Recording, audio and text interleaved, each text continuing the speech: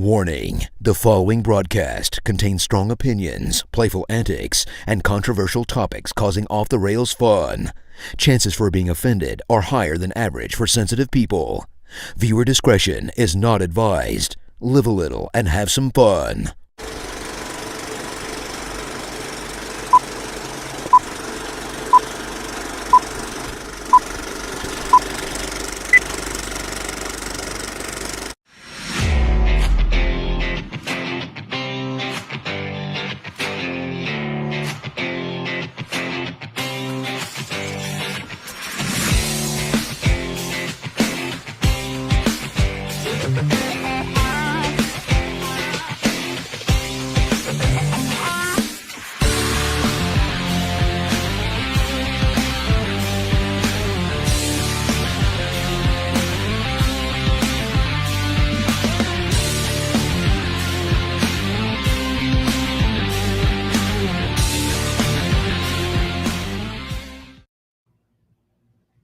Hey everybody, welcome to the Coach's Box. I don't know if you know this or not, it's a little hot outside, and you know what? It's not nearly as bad here in the basement, and I don't know what these other guys are doing, but I'm probably sure that they're hanging out where it's nice and cool. Fellas, what's up? Hey, how we doing? How's it going? I'm in the basement as well. It is nice and cool down here. No wet bulb measurements down here.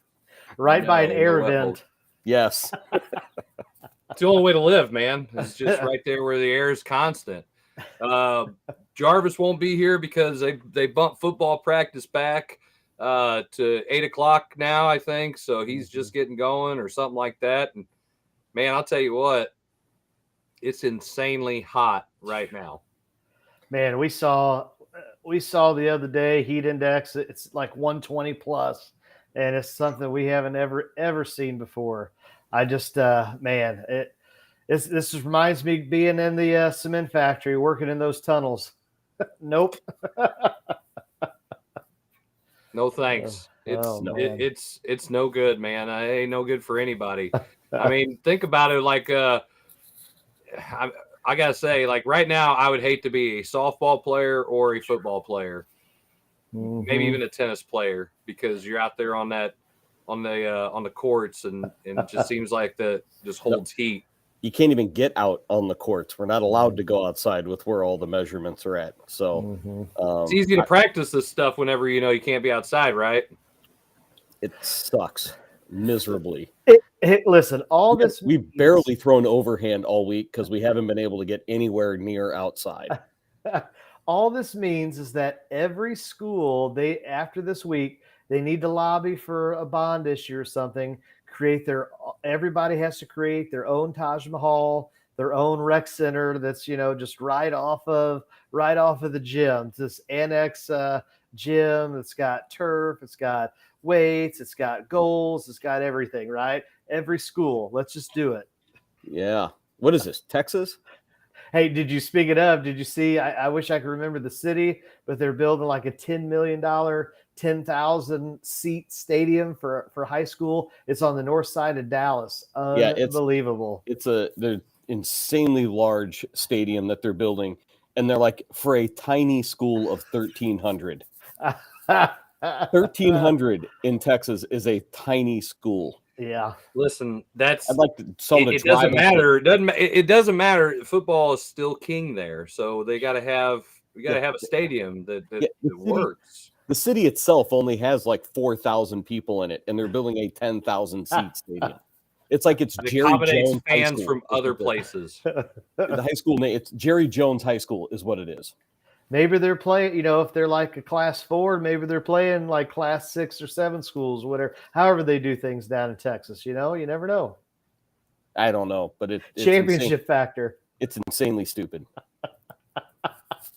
Is it though? I bet if you ask all the fans down there, I bet they're like, "Yeah, we need it. We wanted this years ago." They're probably mad it's just now getting built. Right. When's the last time 10,000 people came to watch a science experiment? Well, now they can. That's right. I mean, you post a lot of things in there. Antique Roadshow. Livestock. Stockade. Rodeo.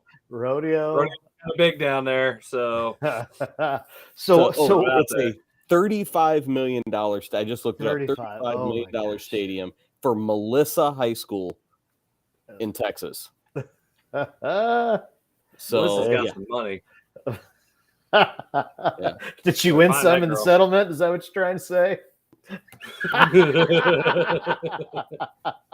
Maybe. Oh man. So Kevin, I mean, we're talking about the weather, and you're a head coach around the area. So what are all the head coaches doing? What are they thinking? What are they going through? How are they preparing their kids? Because guess what? Tomorrow it starts. I mean, everybody had jamborees and a lot of nope. Here's your stop sign, Zach. A lot of games got canceled. I know our softball game tomorrow got canceled. It couldn't be pushed back later. Field we were playing at didn't have lights. So a lot of teams and coaches pushed back. They would go 6 to 8 or something like that. But it was still really hot from 6 to 8. And you saw tonight with Jarvis and Herky football that even at 7 o'clock or they wanted to go, it was still too hot. So they had to push it back even further. So we were going to lose a lot of kids and not have enough practices to play in games if I went later. So we've just tried to find ways to get around the building and find spots to hit. Well, I think we set up some hitting nets one day and hit in the cafeteria. Any chance the volleyball team leaves the gym for a half an hour, we go in there and try to do something, whether it's throw or get some swings. We've done a lot of fielding of tennis balls and things like that. So we're going to try to do a little bit tomorrow. If we can get outside, we're going to get outside for at least an hour just to try to play with some real softballs before we start playing games on Saturday. But I think a lot of coaches are in the same boat trying to find things. Many coaches probably have a second gym to get into if they had to. We don't have that. So, you can't really take the gym away from the volleyball team. It's their home field. They have to use it as well. So I get that. So we're just doing every little bit we can to find a way to do a little bit of something. I gave them today off. We met for about 15, 20 minutes and we just took the day off because it was we've been inside too much. Just it was better to have a day off than to try to find a way to do something else in a nook or cranny, base running in hallways or something like that. It's just, we're tired of it. They deserve a day off. They've worked really hard this week and the little things that they've had to do. So, volleyball team has a tournament tomorrow. So we're going to get in the gym for hopefully an hour and a half or so and have some real type of close to softball things to do to get ready for our 2 games on Saturday. You talk about the fact that, hey, there hasn't been an ounce of rain and yet not even being able to practice. I mean, baseball is one thing where it's just like it's pouring and you can't get out and you're like, man, another day. The kids are just ready to, let's do something else. It hasn't even rained in days. And you're like, can't get on the field. It's been like 2 weeks it hadn't rained. Oh, man. When it did, it rained a lot. Yeah. It's like when it rains, it pours. The kids were there. Yeah, the kids were really good this week about trying to be flexible about things. So I think we had some good practices for what they could be. I mean, 18 kids in the back half of our cafeteria with 4 hitting nets trying to bunt and hit wiffle balls and stuff. We were inventive as much as what we possibly could be. And I think the kids had the best attitude they could to take it in stride. So that's all you can really ask. So explain this to me, since you guys know more about it and you have to deal with it. I mean, I'm looking at the weather and it's 97 degrees and it says it feels like 116. So how on earth tomorrow night, there's tons of football games that have already said, hey, they're going to push back to 8. How do you even get on the field at 7 o'clock to warm up for an 8 o'clock game when it still says it feels like 116? Well, here's the thing. Yeah, well, okay, so here's the thing. Here's what Misha's stance is. They give you these guidelines about you should be doing this and doing all these things, but then they leave it up to the local school district to decide whether they're going to play at that point, whether the wet bulb measurement is above 92 or not. Because even if it drops below 92, technically you're really, according to the guidelines, not cleared to play, because once you're just below it, you're only allowed to, according to those guidelines, be outside for an hour. And you have to give it 4 water breaks every hour. Which technically somebody's going to say, well, football's only like 48 minutes. We give 4 water breaks with all the quarters in the halftime, so that should be fine, right? But so it has to drop significantly, and I don't know. I find it hard to believe that they're going to actually be able to. It's not supposed to break until overnight tomorrow night, but who knows? Maybe it breaks a little bit early, and it starts to, the heat diminishes enough where at least while it's still unbearably hot, it's still within the regulations to be able to play. I just think sunlight doesn't matter. I don't think so. But for football, everything's under lights. So, but I know Pius's game got pushed to Saturday morning, but that was not necessarily because of the heat. That was because of, I think, what I read, city ordinances in Clayton or something like that. That they're not allowed to have the lights on at after a certain time of night. What? Well, I mean, that's not residential unheard area. of. Residential area. That's not unheard of in those areas. Westminster Christian Academy couldn't even put lights up because of the residential ordinances around their school campus. So hold on. When they built the field and put the lights in, was the ordinance not around? I mean, are they not grandfathered in or what? No, it's one of those. It's like you can't have the lights on like after 10:30 or something like that. So a 7:00 game, you're done by then. So they'll put it on. The lights won't be on. But if you start that game at 9, if you start the game at 9, those lights are going to be on past that ordinance. So it's going to be some old lady. I'm trying to go to sleep, and you have the lights on. Yeah, you're going to go to sleep, or I will put you to sleep. That's how that should go. But I'd like a warm glass of milk. Well, now shut the hell up. your fingers hurt. Now your back's going to hurt because you just pulled landscaping duty. I feel like we're going to go to hell for that one. But I don't know. I think you're going to have a lot of games that aren't going to start until like 9 or 9:30 if they really go by those measurements. It's the site administrator that really gets to make those calls at that point. So the ADs and head officials and things like that. Well, I'm going to bring up officials now. Okay, so tell me. I'm just saying. So explain to me. We know the answer to the question, but we're really, speaking to our viewers here. Why does a governing body might not just say, hey, all games for Friday are canceled and we're just going to play everything on Saturday? Why is that not plausible? We know the answer, but go ahead. Lack of official crews. That's exactly what it is. It comes down to what officials are available. Obviously we don't have people that are full-time officials. So if they've already got things set up for Saturday or they work, then can they get off work? They've already had this scheduled for Friday to do the game. So, if you want to change their schedule, you're going to deal with what their schedules are, and it's hard to find. It's hard to find referees right now. Just imagine if you got to move the whole crew. It's not 2 or 3 guys like basketball. It's an entire crew of football referees, and it's not even necessarily whether they're busy or not. Most of those guys that do football know that they kind of keep their Fridays and Saturdays through at least the afternoons clear through this, because this could happen. What you've got, 60 games in the St. Louis area, and you've got 30 crews. So in many instances, you have guys that do games on Friday night and then turn around and do another game on Saturday. You're probably going to have some guys based on scheduling now, because how things have changed. You're going to do a 9:30 game on Friday night or 9:00 game on Friday night, turn around and do a 10 a.m. game on Saturday, and then a 2 p.m. game on Saturday afternoon. And they're going to and some crews are going to do that because they have the ability to. So there's just not enough officials to do all the games on Saturday. There isn't. Could you see a time, and we're talking specifically football, could you see a time in which you have one site, and then let's just say, hey, we're going to have Saturday, because Friday is not going to be an option, but we're going to have Saturday games, and you're going to have maybe it's 4, maybe even 6 schools go to one place, and you play 2 or 3 games back to back to back on a Saturday because of either low official numbers, or it makes things easier. Could you see something like that happen in the future?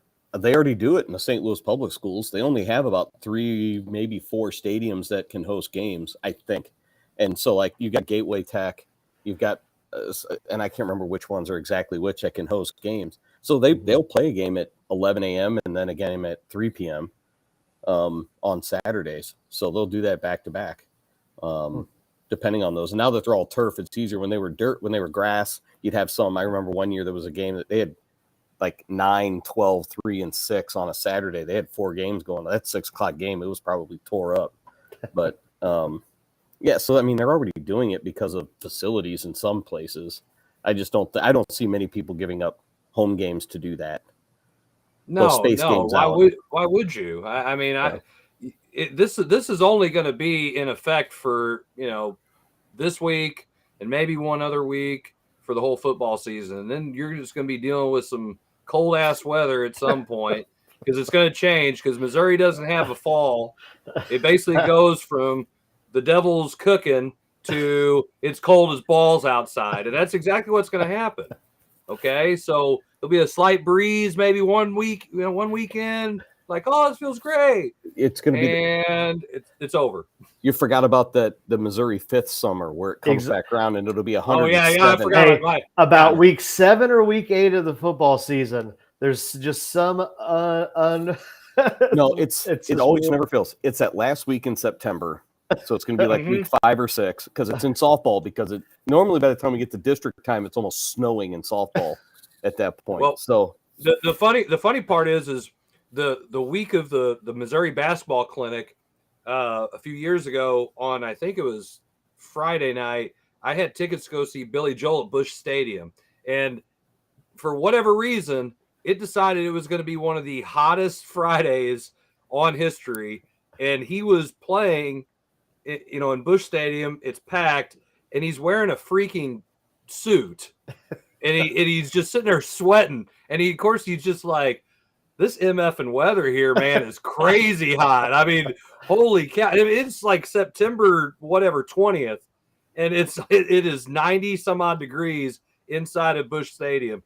So yeah, I forgot about that part of it's like, hey, one last gasp with summer, and then air. Yeah. That's it. That's what's gonna happen. It's that great Chris Farley skit. He goes, "I am El Nino." Spanish for the Nino. So bad. But yeah, I mean, I'm gonna be curious to see how all of these let's say with football especially because you got all these kids. I mean, it's really hard to practice tackling when you're a lot of these schools are inside doing stuff, but if you're practicing late, I mean, I know that several of the schools around here have done it. They pushed everything back. The kids showed up. I mean, and gosh, it would suck. It would absolutely suck to be outside doing that. But you know what? I mean, I think it's awesome. The kids showing up and doing that stuff and practicing through all the heat. I mean, as long as everything's done safely, I just feel like they're just going to be tougher for it. You know what I'm saying? I mean, you don't see that a lot. I think you're gonna see week 1, whether they do play Friday night or honestly even Saturday. I think you're gonna see a battle of attrition for a lot of schools and how much depth they have, especially up front. With the hog mollies, on both sides of the ball. I mean, we've got some great matchups this week locally, and you hate to see that maybe weather is going to have an effect. But I mean, you talked about maybe some of these teams have been practicing indoors all week. What's that going to do when they all of a sudden, hey, they get out, Friday night and they've got to play, or Saturday afternoon and they've got to play and they haven't done it, versus the teams that they're practicing now, or maybe they got up at 6 a.m. and before school. I mean, think about that. Hey, let's go have a 2-hour football practice before school, and then get cleaned up and go to class. That's just, and that's all fine and true with football and some other ones who get those, they're the ones that's most likely to get some of that gym time and those other things in order to do that. And I get that. I worry about like golf teams, what they look, and I'm saying this, I'm not diminishing anything, but what is golf team going to look like when they first go out? Because they haven't been able to get on a course. They're doing rules reviews and other etiquettes and trying to do things in hallways off mats and things like that. But, in us, like in softball, what are we going to look like Saturday morning, having not been outside in a week? We're treating it just like it rained all week, and we're not able to get out and do anything. We're going to see what I'm going to be interested to see how my kids respond on Saturday morning at 10:45 when we see pitching for the first time in a week and we see dirt for the first time in a week. What is this substance? I have no idea. Crap's going to be like, parents will be like, well, you mean I got to do laundry now? So what in the heck? What did you do, Chris? I don't know what that. I don't know. I'm hitting what button did you press there? I don't know. Did you hit the big red button? He did something. What's up, everybody?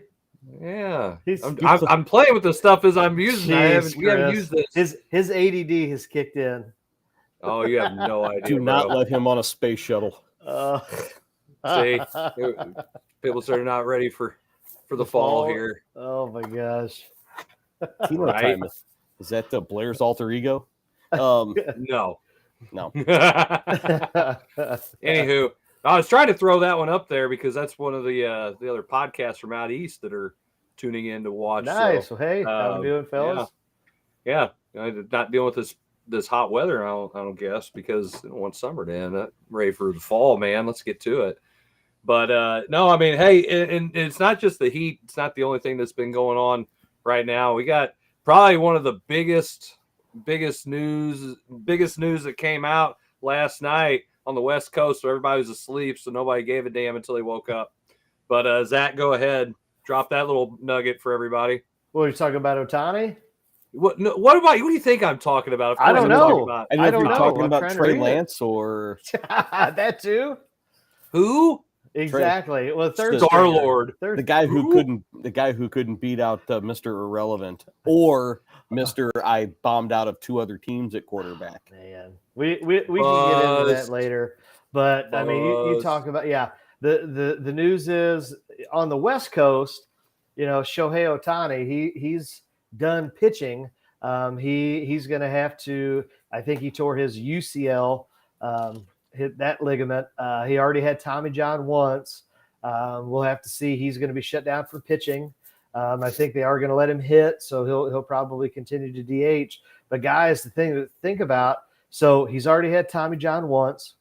He's already had knee surgery. This is his second time that the elbow's been affected. He's had hip flexor issues. Do you sign him? You're the GM, you're the owner.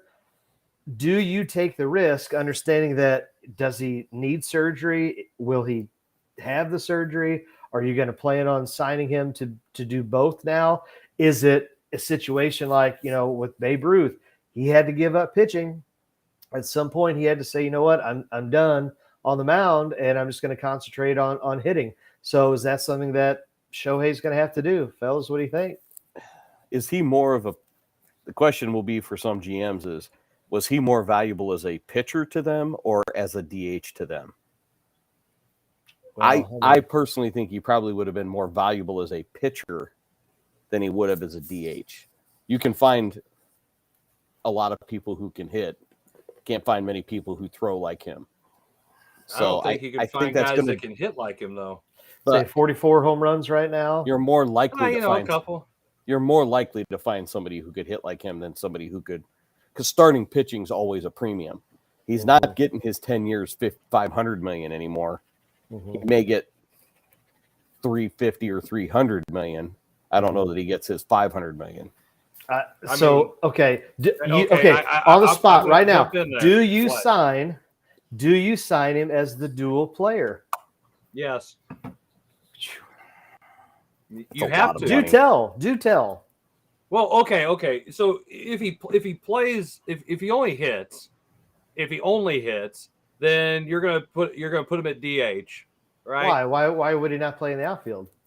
Well, why right now you play don't want first base. Okay, he might be. He able can't to play even throw first it 60 feet without blowing his elbow out. He can't throw the ball right now. So right. He has Tommy John surgery. Either way, if I have a guy that might be able to pitch, and you just said pitching's at a premium, and we have teams that need innings from somebody. This is a guy that he's already shown that he can pitch at a high level. There aren't a lot of guys who can pitch like him. I'm at least going to try because he blows his arm out a third time. Guess what? I still got the hitter. So whatever I just paid for to get those innings, however many it is, if it's for 2 years, 3 years, 2.5 before he gets hurt again, okay, he blew it out again. Tommy John surgery. He's still in the lineup. He's still going to hit. He's going to hit till he has surgery. He has the recovery, and then he's back, and I got the guy with the bat again. So I still have a DH.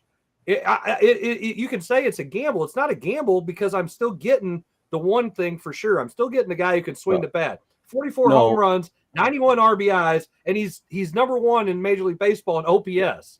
Chris, it's a gamble at $500 million for 10 years. Yeah, it is. I'm it taking is not it. a gamble.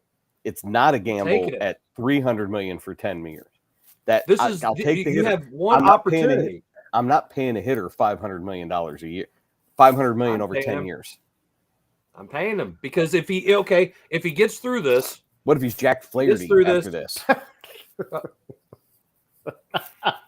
That's a very poor comparison. Is it?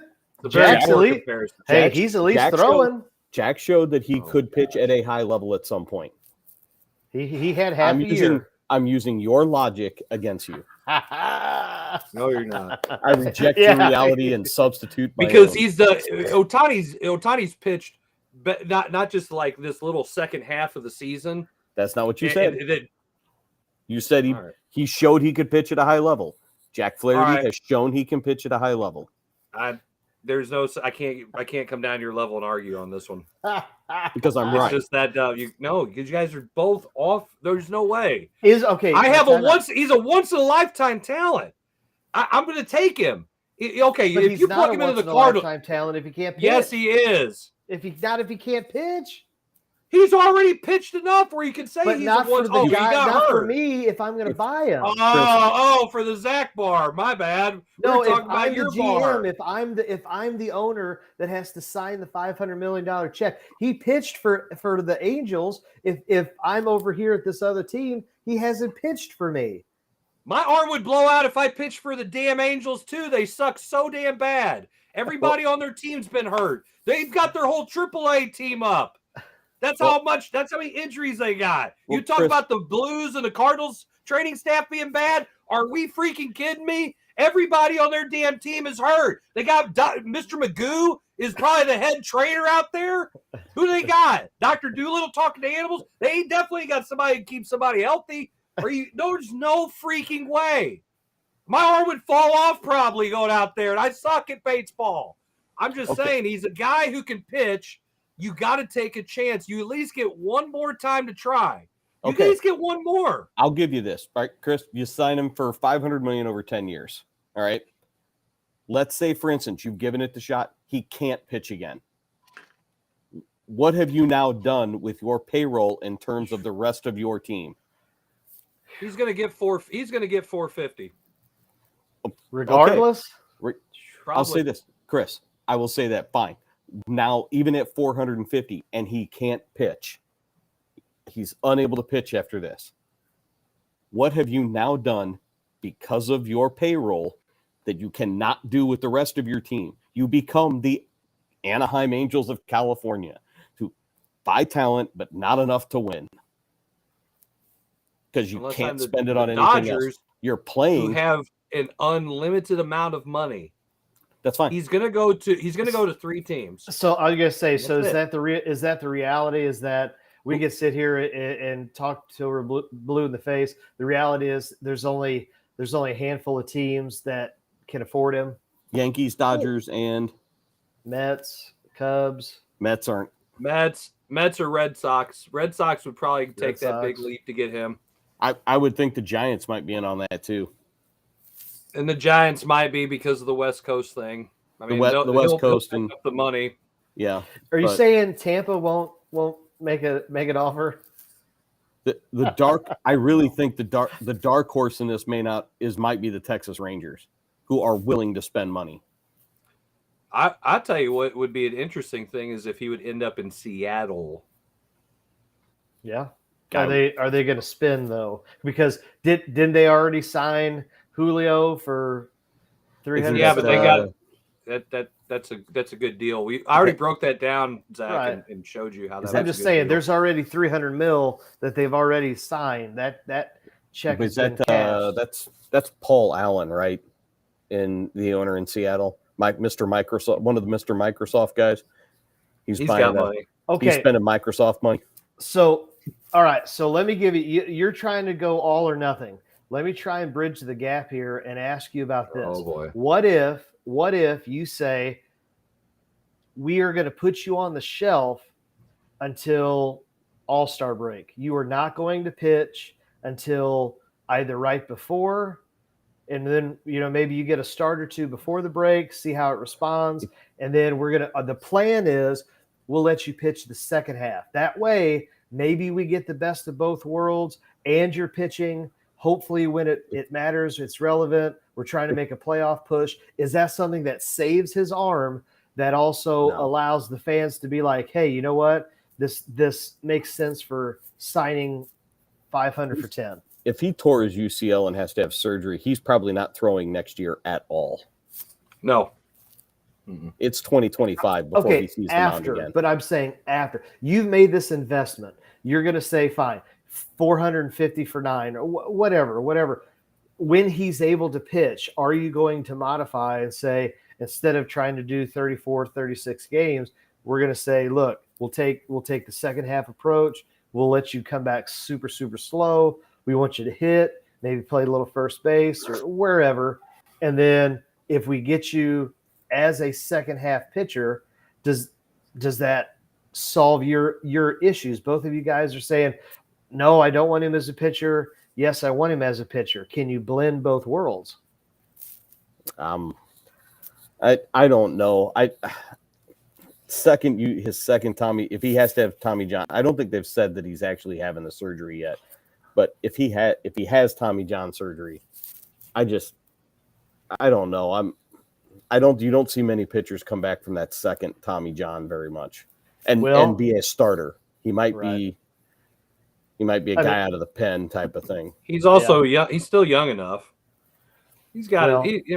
He's young enough. It's not like he's some decrepit old dude. And I'm not Jarvis's age. that. Yeah, but he's been hurt now. He's on the hurt train. I mean, again, if he has surgery, this is at least his third surgery on top of at least another one or two injuries where he's been out. And it's a joint surgery. So as he gets older and moves around with elbows and knees and things like that, it's only going to compound the issue and continue to get worse. Mm-hmm. And he has to be very cognizant about where he's playing. He doesn't want to go someplace cold. That's why I think Seattle might be out, because that's going to be worse on those joints. So he's just, it depends on where he ends up. And I know where it's not cold. For now. Yeah. You can't get hurt. They'll keep canceling practices here. But I can't see, if I were a GM, I can't see spending 450 and depleting the chances at the rest of my roster. I still want to win. I think I can win without him and other players if I'm willing to spend the money to go get those other players as well. But I can't see myself spending $500 million on him. Not anymore. I can see bringing him in the second half of the season, and when he's cleared to pitch. You maybe bring him out of the bullpen a couple times, maybe some days where you give him the day off kind of bull crap that they do for guys who hit. Well, maybe that's the Cardinals and nobody else, but either way, if he has those scheduled days off of rest and it's like, hey, you want to throw out of the bullpen today? Sure. Great. He goes out there, throw an inning. At least it's something. Just like, hey, you don't have to go max effort or pick one of those games, especially if he's playing for the Dodgers. Well, they're already up on somebody pretty big. They're playing the lowly Rockies or something. Like, hey, just go out there and throw. You don't have to worry about max effort. No. Just throw a fastball about 92 miles an hour. You're good. As long as you're not playing at Coors Field, you're fine. I think you bring him in the second half, and I like that idea. that way you can kind of bring it back. But I'm just telling you, for a guy who has the ability to do it, I think he's worth the risk. There's already been guys who've been given that kind of money in the past, and they can't do the things that he can do. And they weren't not all of them were at the age that he's even at going into this. He probably isn't going to get the 10-year deal. He probably isn't going to, he isn't going to make all the money that he would have made if he wouldn't have got hurt again. But he's going to command a lot of money because he's that good of a hitter, and he has the ability to be a dual threat player. He can pitch, he can hit, and he's good at both. Nobody else, that Michael Lorenzen or whatever, he can pitch a little bit. He couldn't hit for crap. Okay. Might run like Hayes, but you hit like, that's about him. There's no other player like that in baseball. And there hasn't been since the aforementioned Babe Ruth. So that's what you're going to try to get. Will it happen? I mean, could he get hurt again? Could he never pitch? Could he get cleared? Sure. Maybe you put in a provision in his contract that if you are cleared to pitch, the incentive part goes up. There might be something built in for that. If there isn't, we don't have to pay you that. I don't know. That's for the lawyers and people who are more creative than me. I would be okay with looking at an incentive laced type of deal. He's have a base of 300, but if he pitches, certain numbers of innings, like if you get to 50 innings, you would get this much extra. If you get to 100 innings, you would get this much extra. And, and other types of incentives that come with that performance of being able to pitch, where, he could still earn his 450 or 500 million, but I'm not paying the whole 500 or 450 without having some sort of assurances that this isn't going to happen again. That's a lot of money to tie up that I could go buy 15 other relievers to take that spot. Why would you if not more, 15 other relievers? Crazy. Hey. Either way, all right. We've been going a little long here because you guys are arguing so much that I lost track of the show time. Your ADD's kicked in. You were playing PlayStation 4. You were playing NCAA 14. Circle. No, that's you. That's you. Darn right it is. Hey, I can't wait me. for the new one to come out. I hope it ain't ever coming out. They did too much money to negotiate with all those losers who want money now. Ed O'Bannon, thanks a lot for ruining things. We come back. There'll be more Coach's Box. Maybe we'll see you.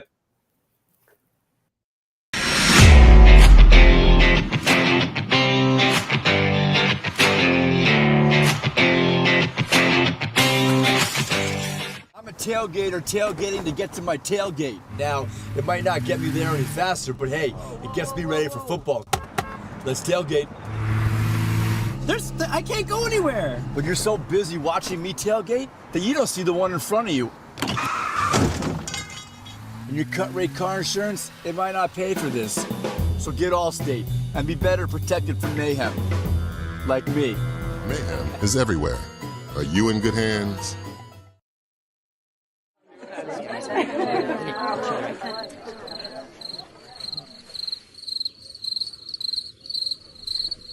Imagine an HVAC as unnoticeable as the air itself. Sounds pretty good, huh? The new Daikin Fit. Air intelligence. Give Home by SMCI a call today at 636-337-4444 or email them at service@homebysmci.com.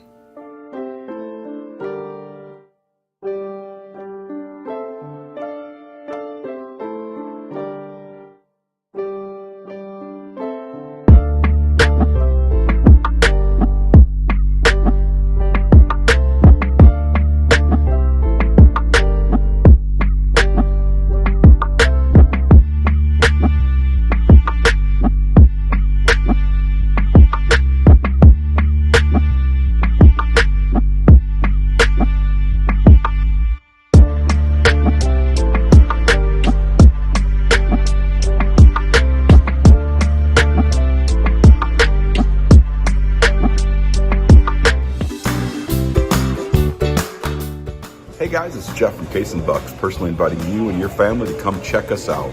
We've taken over ownership back in September. We've made some great positive changes, got the same legacy wings, got some amazing pizzas, some awesome burgers, hamburgers provided by Kenrick's. We'd love to have you down. Come check us out. The beer's cold, the air conditioning's working, and we're looking forward to seeing you all. Take care.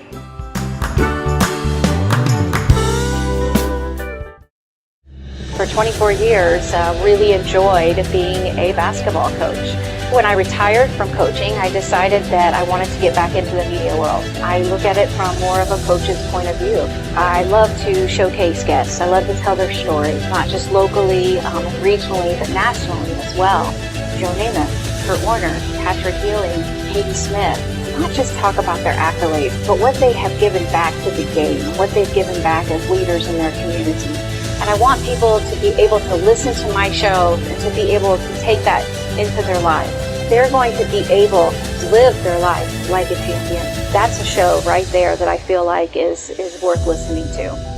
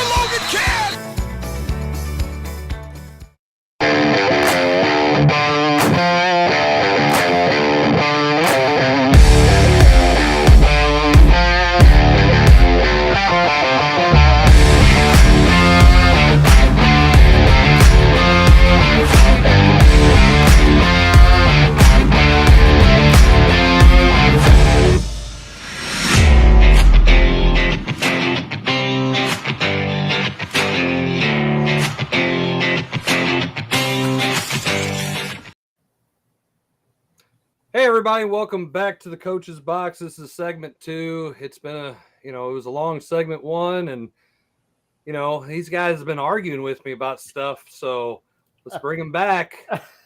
It's the St. Pius crew apparently, because nobody else. I mean, we know Jarvis is busy, and is he though? Is he? Yeah, because it was warm today, and it was. We got about practice back, so.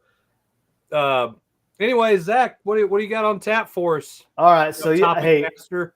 I love NCAA 14. I love that game. No crap. And one of the features in that game is that you can manipulate and you can change the different conferences. You can make your own. You can add teams, swap teams, all that good stuff. So I asked these guys before we got on the show, what do you think the SEC is going to do when they add Texas, when they add Oklahoma? They're going to have all of these schools. Do you think that they realign the divisions? And so you could almost have all of the teams west of the Mississippi. You could add both Mississippi schools. They could be their own division. And then you're going to have all of the other Eastern schools and most of the schools that I believe are going to be in the Eastern time zone. But then you also have to throw in the idea what's going to wind up happening with the Big 18 or the Big 20 or whatever they're going to call themselves. And then they're still talking about the ACC maybe trying to add some more teams that's part of that, the Pac-12, the leftovers. And then you got Big 12. So my question is, fellas, and Chris, you can bring it back to you guys. What do you think these conferences are going to do? Do you think they realign, or do you think they say, hey, you know what, we're just going to keep the status quo and just sprinkle in this school, go to this side, this school, go that side, and that's a day? Well, I think the SEC has already came out and said they're not splitting back into divisions. They're going one full, 16-team conference, and they're just playing an 8-game schedule out of it on rotations. There you go. So they're not even splitting into divisions anymore. So I think just the top two teams in the SEC are going to play in the title game. So it's not going to be an East versus West type of thing. So, okay. So one, here's my problem with that. One is, how do you protect the rivalries? I mean, yes, the SEC is different, But I know what you're saying. They're going to say, well, we're going to rotate these protected rivalries every year. I'm sorry, whether it's the Egg Bowl or the Iron Bowl, or whether it's Tennessee, Florida in week 3, or all of these premier divisions, you don't want to wait every 3rd year or every 4th year just because you're on that rotation. Those are your protected rivalries are staying. So you're going to see Ole Miss, Mississippi State every year. I think you're going to see Mizzou, Arkansas every year. You're going to see Texas, Oklahoma every year. I think each school has like maybe 4 opponents that are going to be the same every year, and then the rest, the other 4, will rotate through. So you'll see all the other teams, once every 3 years. Okay, then here's my complaint to that. And Chris, because you always tell me I'm wrong anyway. Then how is that fair? How is that? And we'll use the term fair and equitable for determining who is actually the best within the SEC. Because if you're going to sit here and say, let's just say Hugh Freeze by year 2 has this automatic jump, and Bama's going to play in the Iron Bowl, they're going to play Auburn every year, and these are 2 top 10, maybe 2 top 5 schools, well, then how is their schedule going to compare to, say, somebody else, maybe a Georgia, maybe an LSU, that aren't playing, so-called protected rivalry type games when you're doing this rotational basis? I don't see how that's the best fit for the conference. Chris, go ahead. Tell me I'm wrong, because I know this. Well, look, it doesn't matter. Okay, it's a money grab. No. You're not listening. It's a money grab. There's no reason why the Big Ten has 18 damn teams. Okay, the only reason they did was so they can capitalize on those schools, fan base, money, whatever. They can get a bigger TV deal. That's the only reason those schools went across the country, because the Pac-12 couldn't land a TV deal. It's all about TV money. And then it's all about the conference using the fan base to make them money. The same reason Mizzou joined the SEC in the first place. It was about the money. Sure. Otherwise, they just stayed in the Big 12. There was really no reason why they shouldn't have just stayed in the Big 12 except for the money, okay? Because those are a lot of money. I know it's a lot of money. But, okay, but now with all of these other schools leaving and the conferences stretching across the damn nation, what is the purpose? I am going to get right back to the same point. Why do we have conferences? There's no need to have conferences.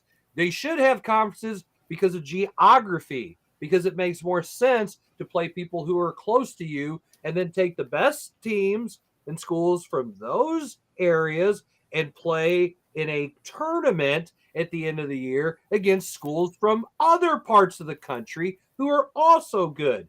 That's the purpose of it.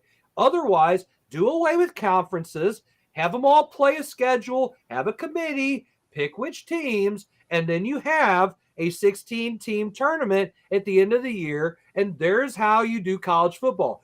Right now, there is zero. It will make no sense to have anything else other than that moving forward. You cannot have a Big 18 and a Pac-4 and the big whatever the hell in the middle of the country and the ACC trying to get Cal or whoever else is left from the Pac-12, and the SEC has 16 teams in it, and think that you're going to get something that's fair and equitable. It's not possible. It's asinine at most. It's the stupidest thing I've ever seen. It's like having freaking Creighton in the Big East. It doesn't make sense. It's like wiping your ass before you take a crap. That's how much sense it makes to have conferences in football right now.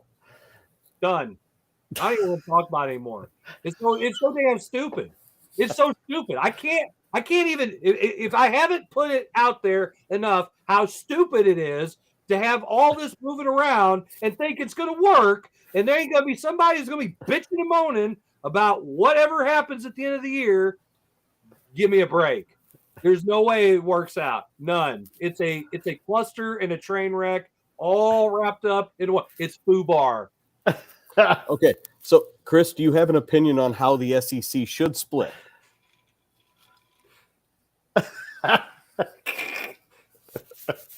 He doesn't care. He doesn't care. Man, he didn't even answer the question. No, he didn't. That's okay. I just threw the remote from my PlayStation 2. I'm done playing because of he that. hit the reset button. No, I just threw the whole thing. Oh, you're one of those guys. Ooh, I tripped and fell and hit the reset button. Crap. Ooh, I bet Jarvis is a reset button type guy. I could see him doing that. Blair's So just bad. banging. Blair's just a bang on the remote kind of guy and see what happens. Jim doesn't even know how to play it. No, they had. It's Hey, too new. did they have anything? new for Jim. Maybe Pong. Boop, boop. Single Atari joystick, one button. Either way, it doesn't. Guys, I'm telling you, there's no way this works. Okay, but Chris, None live of it. in our reality. I'm not. We're in our reality. So the question is, the SEC is going to have divisions. The Big 18 is going to have divisions. Or Kevin, unless they said they're going to do away. What do they need to do? What's the best? What's the best solution? You can't. It makes sense. You're going to go east-west. I don't think you're going to take and put either Texas in the east and Oklahoma in the west. You're going to have to move some people around to make it even if they're going to do that. I think they've already flat said, at least for the next couple of years, they're going to go the full 16-team conference. Right. The real question is, give me Vandy, give me Mizzou, give me I want South the North, Carolina. The North and the South. I'll take the North. Kentucky, Vandy.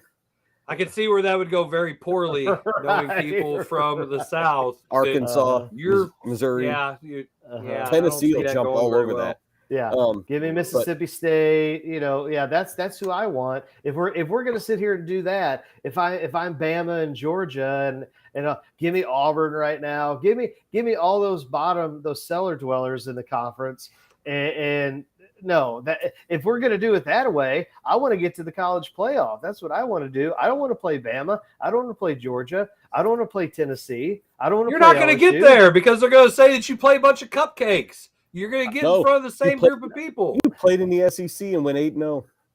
Don't mean anything if you're not playing they can say they can say what they want. My schedule's my schedule, and my schedule I went 8-0. I'm playing for a championship. Those other teams that are sitting at 9-3 or 8-4, hey, they ain't playing. Yeah. But this whole why don't they just draw? Hey, just draw names out of a damn hat, okay? Just draw names. Hey, rubber band. You won the conference. Rubber bands. Yeah. Hey, I'm saying you said how do they put to do their schedules? How do they do that? Just draw names. Who gives a damn? It's so stupid. Well, I will say this. It's beyond stupid. At least the SEC is still at least somewhat geographically contained as compared to the Big 10 plus 8. Right. So how does that an 18? Do they go 2 9s or do they go 3 6s because of the West Coast where you just have the Pac West, the Central? What about the 3 6 9? Yeah.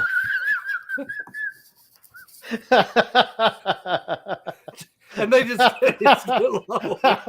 They just get low. I mean, Kevin has to the window. Yeah. Oh my goodness gracious. Yeah, I'm telling you, this is next topic.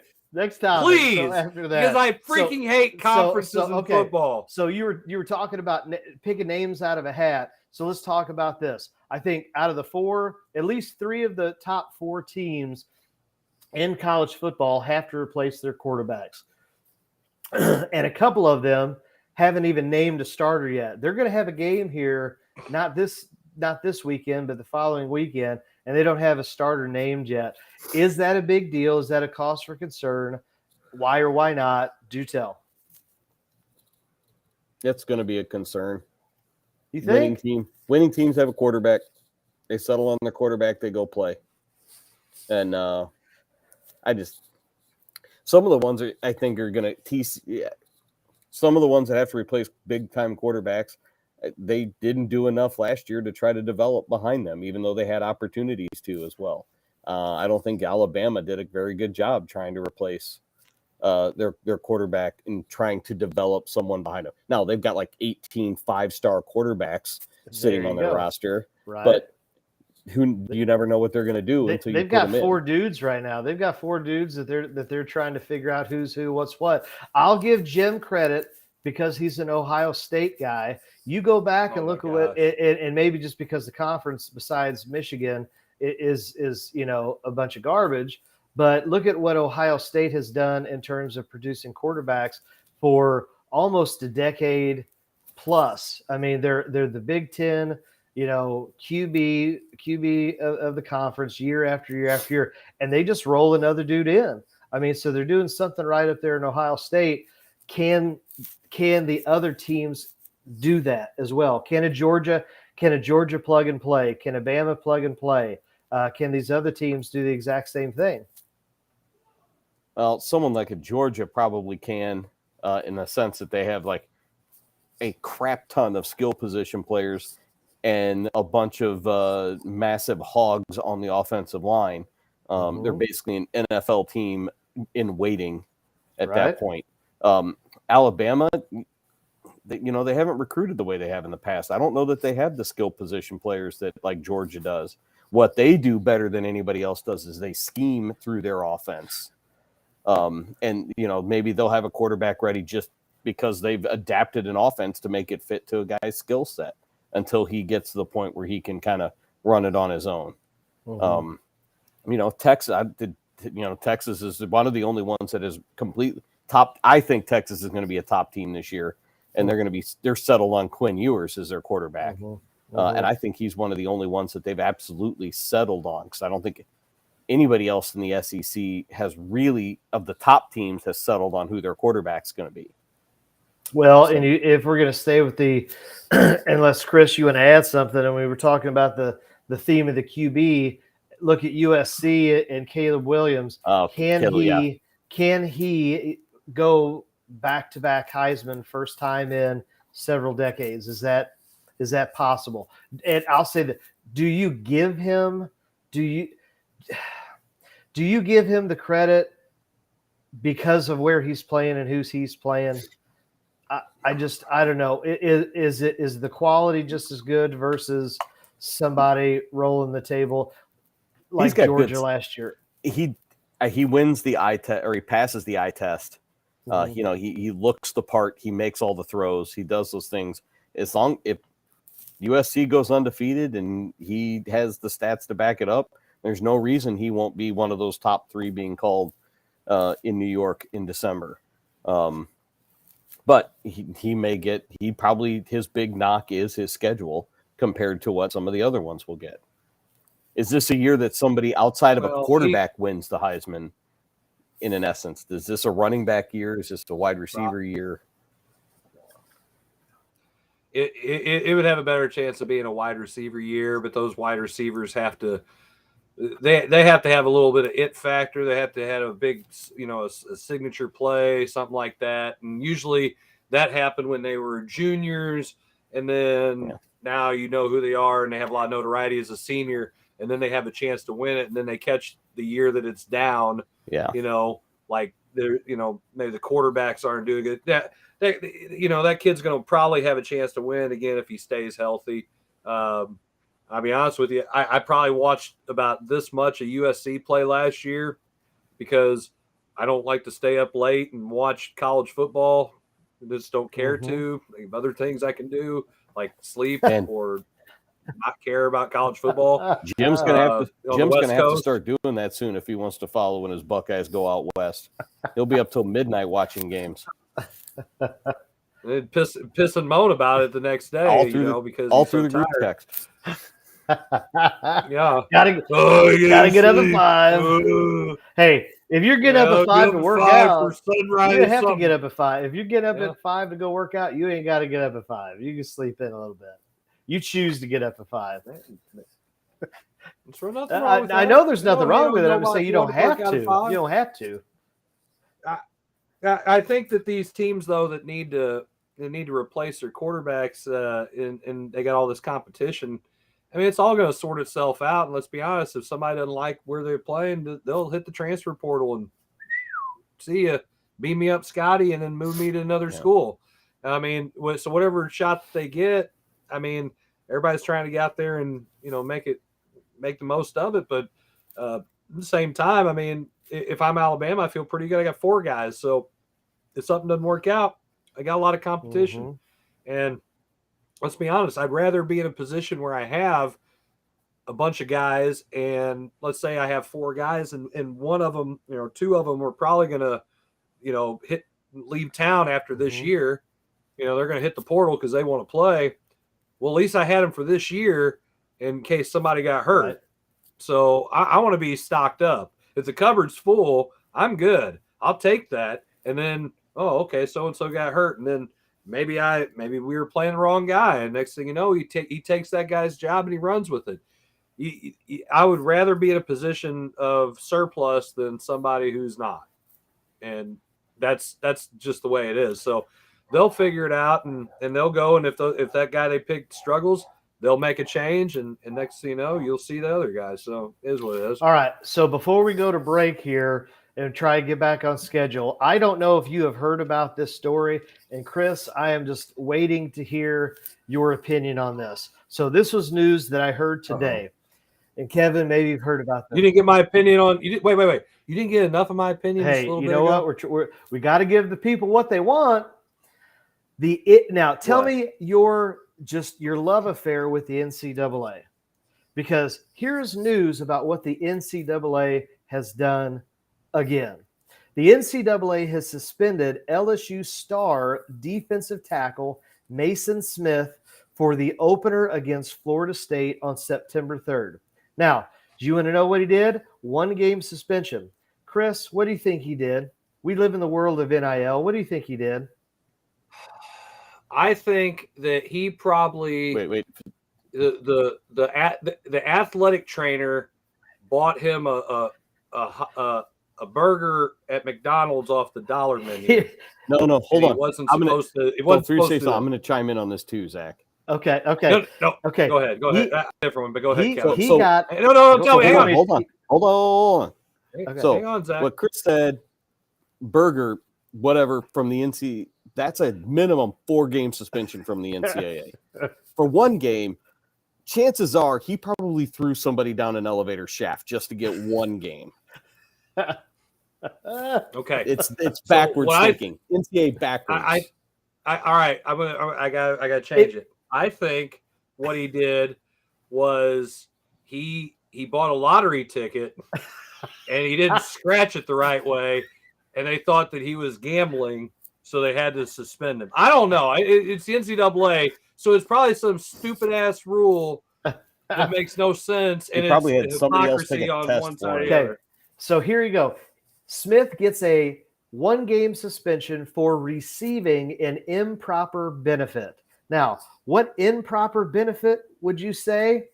He participated in an autograph signing, ready, in the summer of 2021, just before the NIL deal went live. So they went back 2 years after the fact, maybe because he got hurt and he was out all last year. He played like a quarter. 2 years after the fact, and said, hey, guess what, buddy? 1-game suspension for you because you went ahead and did an autograph signing right before the NIL deal goes live. Discuss. When are the schools going to figure out that all they have to do is say, we see your suspension and you can take it and shove it up your you know what? Because you know what? The NCAA is a straw man of power right now.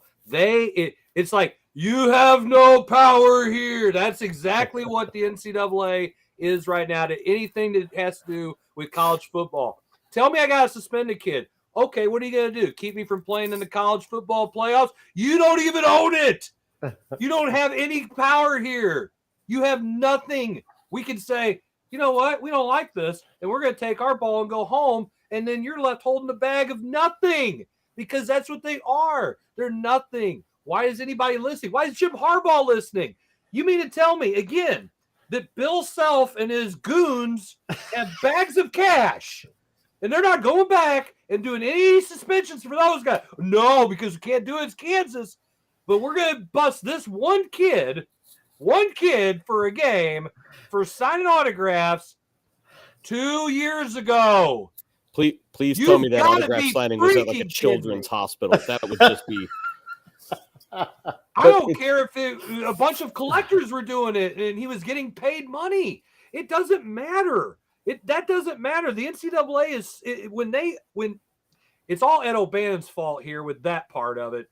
But this whole idea, again, with the conference shifting and all the stuff that's going on with the Power 5 thing, when they allowed all this to happen, and then on top of that, the NIL, they lost all power. So right now, I would say no. And then you find the one lawyer who's ballsy enough to say, I'm going to take the NCAA to court. And you get them knocked completely out of this. It's going to take is one lawsuit, and they're done. They are freaking done. The only reason right now why they're not is they still have a lot of money because they're the NCAA. They got a really good staff of lawyers, but they all know because they're losing their ground. They're losing their footing on having any ability to regulate schools and make these decisions.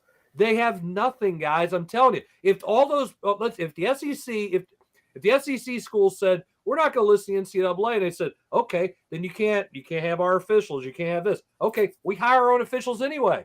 What does the NCAA do right now for schools in the SEC? Well, okay, for football. I'm asking. That's a very serious question. I'm going to add in because those other schools have to deal, and these schools in the SEC, while it is a football issue here, you're going to have those issues when it comes to those other sports that are involved in the NCAA at that school. All right, you've got baseball, you've got softball, you've got. I'm not even going to put basketball in this because I think basketball and football are in the same boat here. But you've got baseball, you've got football, you've got soccer, you've got all those other sports that the NCAA can then come back to the school and sanction the school and all these other sports. So you have to get those SEC 16 schools. You have to get the Big 10 plus 8 to the third power schools. The Pac-4, and then the ACC to try to, and then they'll just come together and say, listen, let's just pull everything out together and we'll go kind of form our own thing. And then we'll do our own thing and we'll just play just us. We don't have to play the other ones. Those other NCAA schools can figure out their own D2 championship again.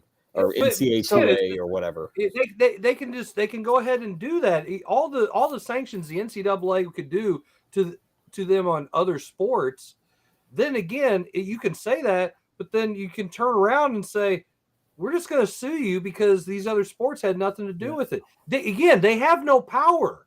They have no power. They have power in the fact they're in the NCAA. That's it. And then if they do that, okay, we'll start our own. That's it. We'll start our own. Yeah. At first, will those schools have enough? Do they have enough money in order to then support those other sports?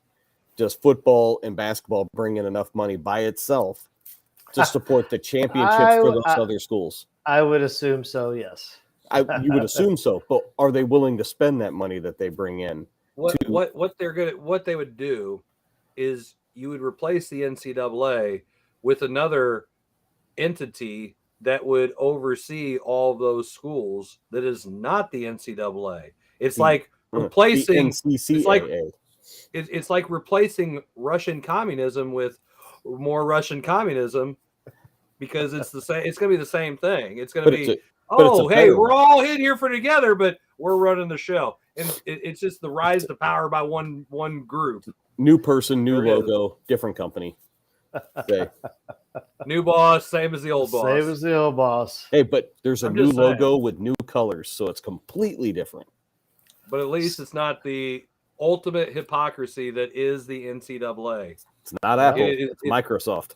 Well, speaking of logos and colors and all that stuff, Chris, why don't we go ahead and go to a commercial break? All right, you're watching Coach's Box. We'll be back, maybe. You never know.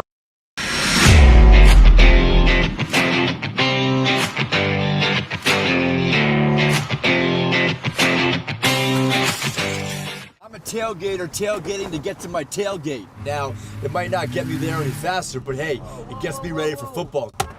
Let's tailgate. I can't go anywhere. But you're so busy watching me tailgate that you don't see the one in front of you. And your cut rate car insurance, it might not pay for this.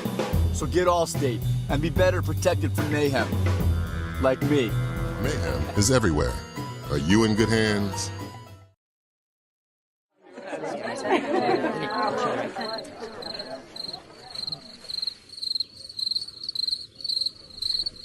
Imagine an HVAC as unnoticeable as the air itself. Sounds pretty good, huh? The new Daikin Fit.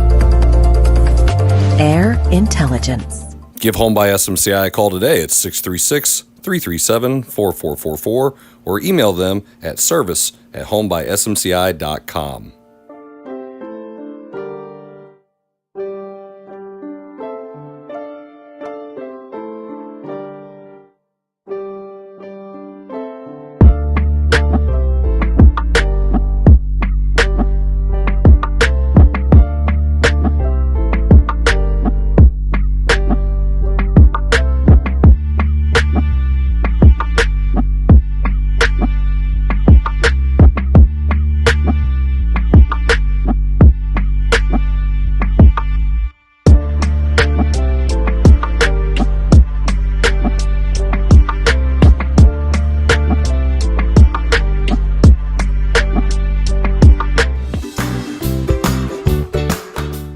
Hey guys, it's Jeff from Case and Bucks, personally inviting you and your family to come check us out. We've taken over ownership back in September. We've made some great positive changes, got the same legacy wings, got some amazing pizzas, some awesome burgers, hamburgers provided by Kenrick's. We'd love to have you down. Come check us out. The beer's cold, the air conditioning's working, and we're looking forward to seeing y'all. Take care.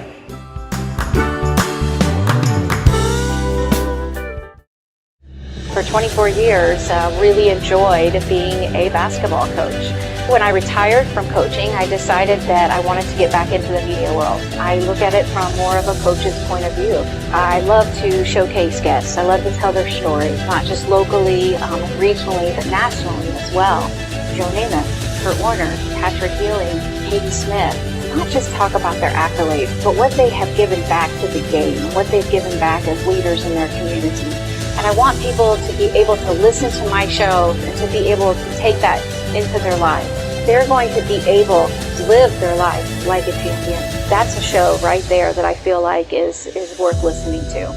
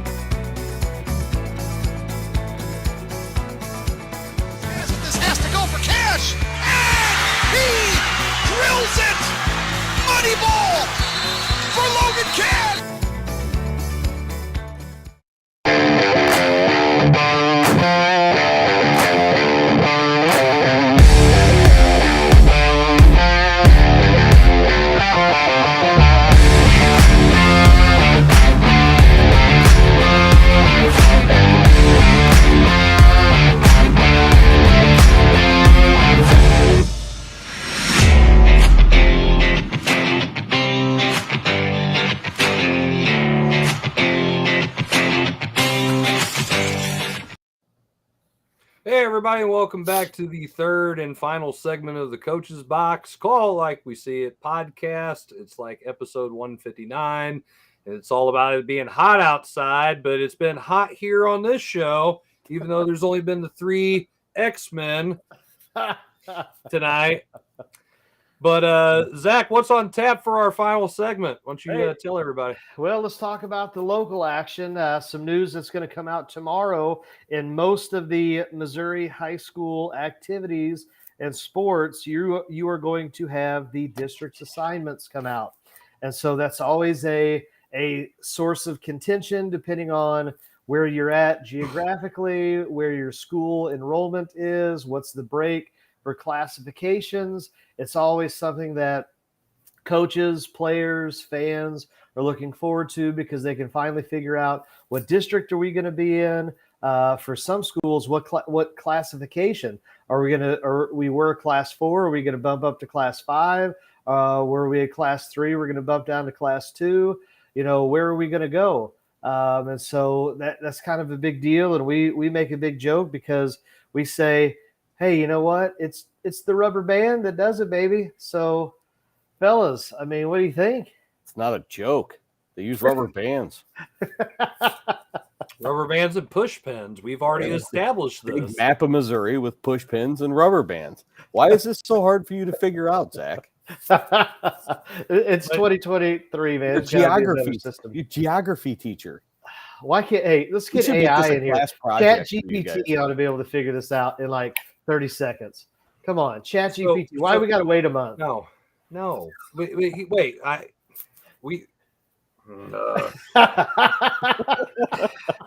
Frustrate me on so many levels.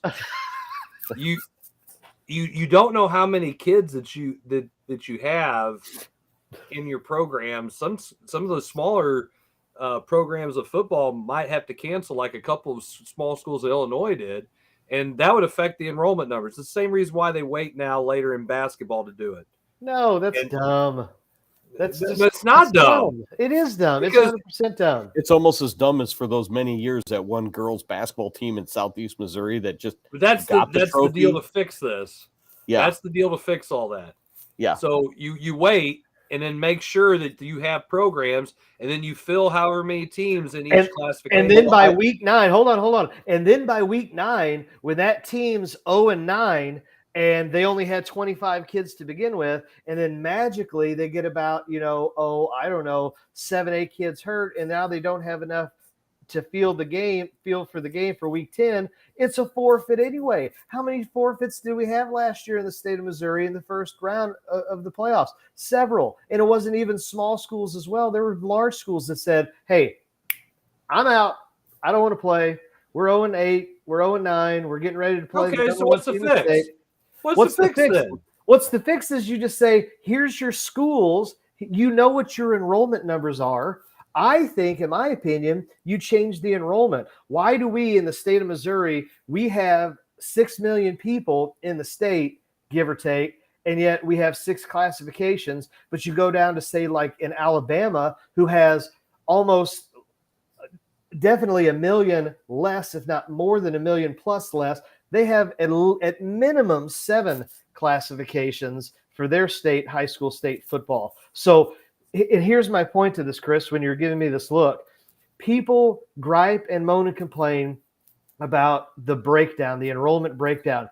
How many times do we hear Jarvis whining and moaning about, well, you can't be a school of 400 and play a school of 1,400 or 1,500. It's just not fair.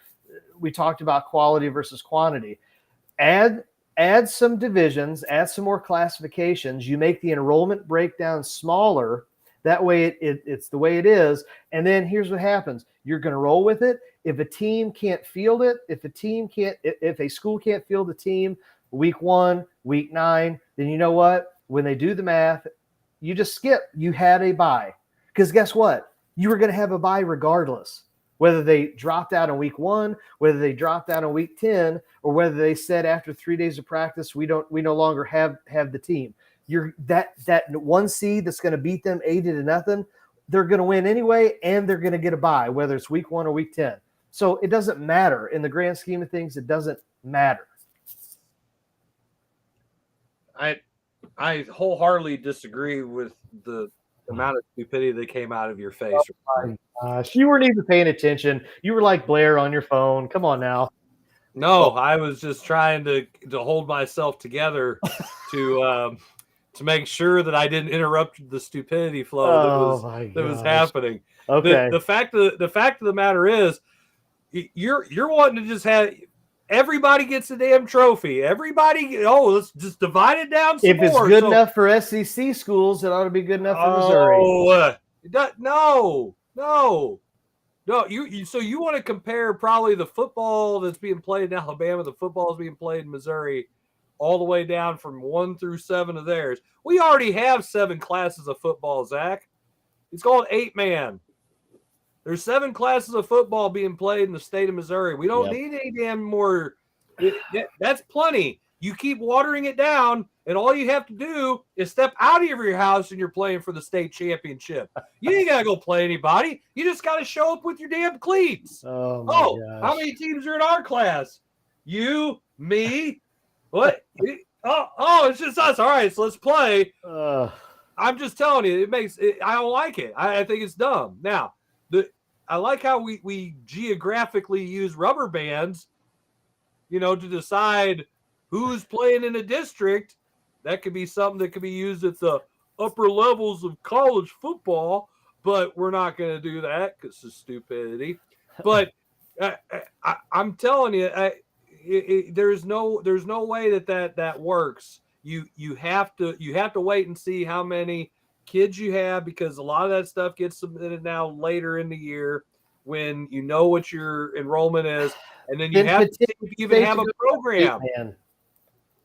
You have to see if you have a program. You can't have 8-man on this side of the state and play, and everybody over on the western side of the state has it. You can't do that. It's just not going to happen. You want to go play. If Grandview wants to go play in Skyline and go play at Lake Taneycomo or whatever, then they can go do that one time. Crystal wants to go to Russellville and play. You can do that one time. You can't have your entire schedule going across the state for 3 and 4 games. Why? Because you're playing away game. Why? I don't know, Zach. This student-athlete thing is kind of a bigger deal. They play on Friday nights. They're not in class on Friday nights. Are they still on some online business that we don't know about? How the hell do you think they're going to get there? Teleport? The transfer portal is not instantaneous. Transfer here, transfer there. Okay? Maybe it is in some parts of the state where you could transfer into one school at one point in time of the day and then go to another one. Gosh. And just say, hey, I'm going to school here because it was right there. I just transferred over.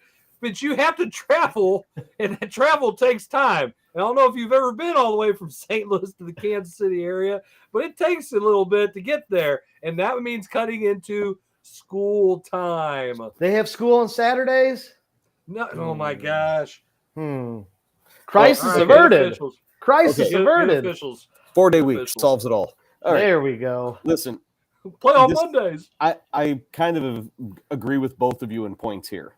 So, one, I think this process could be done a whole lot sooner, other than 3 weeks after the season starts, after the first day of practice. For the most part, after 5 days whether you're still going to have a team or not.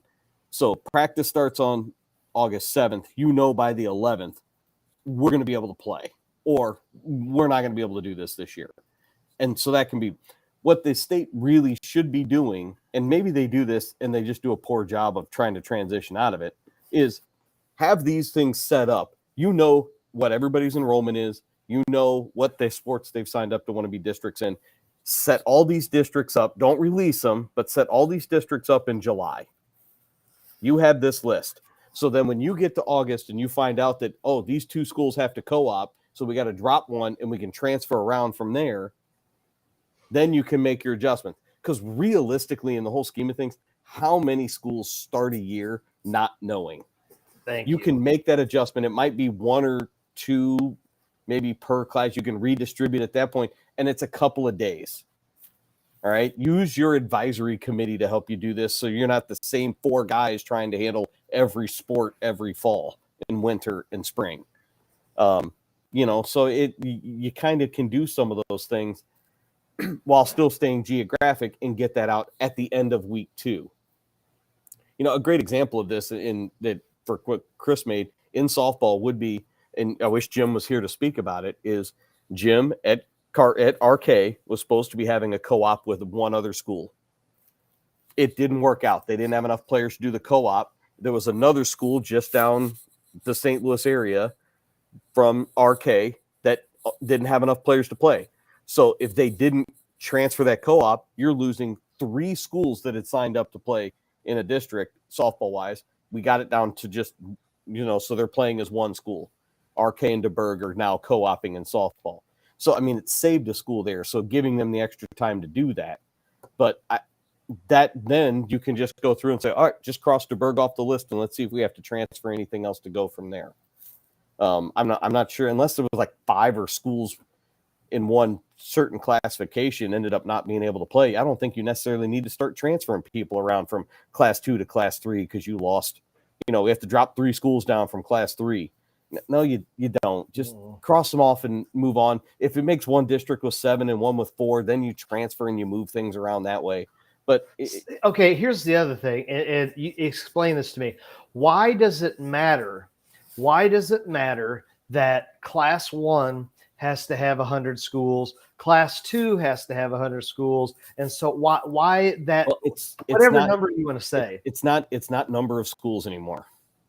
There's a minimum number, but they've kind of gotten away from that, and it's now the smallest enrollment in classification cannot be, or let me find the right way to say this. I believe it's the largest school in a particular classification cannot be more than double the smallest school in a classification. I believe that's correct. So that puts kind of the constraint. So it could be 50 schools, but then you've got this large base, this large spread of enrollments within a 50 school period. So if the lowest school in class 1 softball or class 2 softball is 100, then the highest should be 200. So that's where that fits. So then if it's 200, then it's 400 for class 3. So that's how that works. It's not, they got away with the whole idea of evenly dividing all of the classifications. Like, hey, here's the 100 softball schools. We're going to make 5 classifications of 20 each. That's not how that works anymore.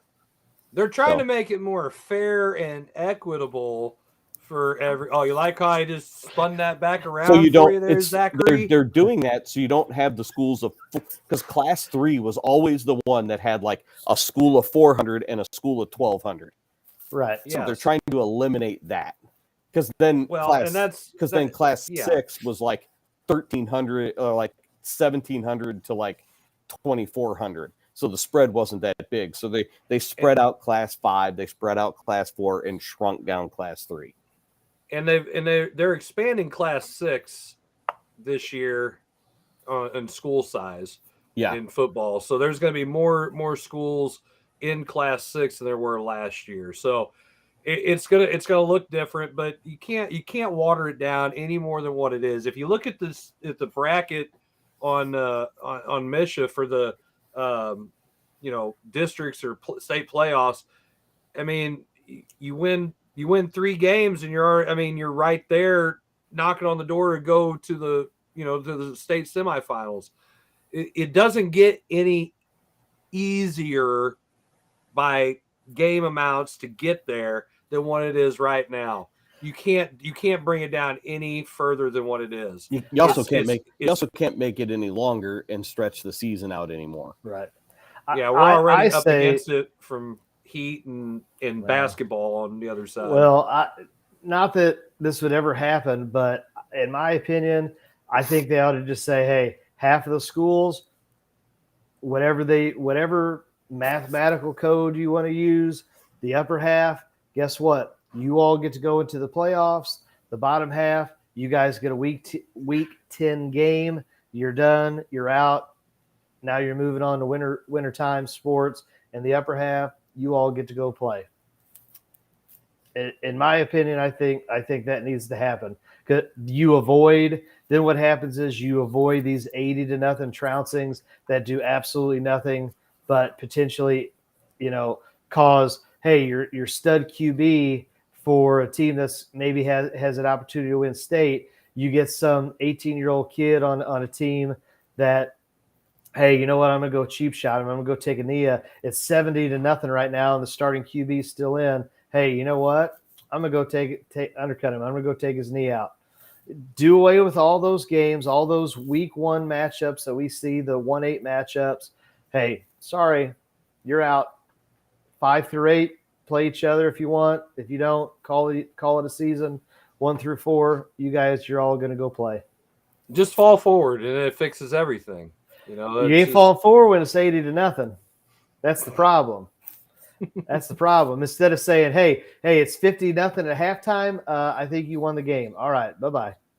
They do it in all these other sports. You have mercy rules in all these other sports. Why do they not have a mercy rule And don't tell me the turbo clock's a mercy rule. They have all these other mercy rules in baseball and soccer and all that other stuff. Why do you not have a mercy rule in football? A collision sport of all sports where you should say, yeah, this one's over.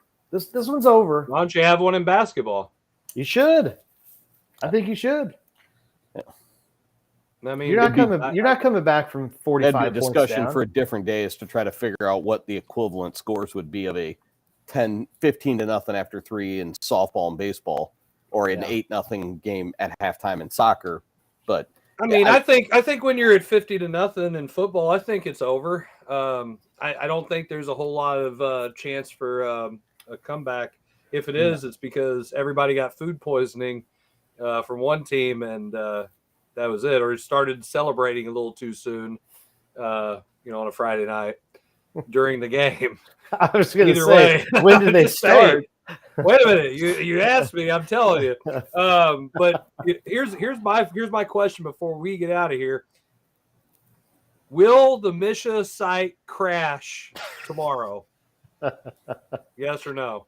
No. Man. Here's what's going to happen. They're going to accidentally release the districts at like 7 a.m. and then realize what they did. And by 7:15, the site will be down completely until 9 when they put it back up. It happened a few years ago. Why don't you put it up at midnight?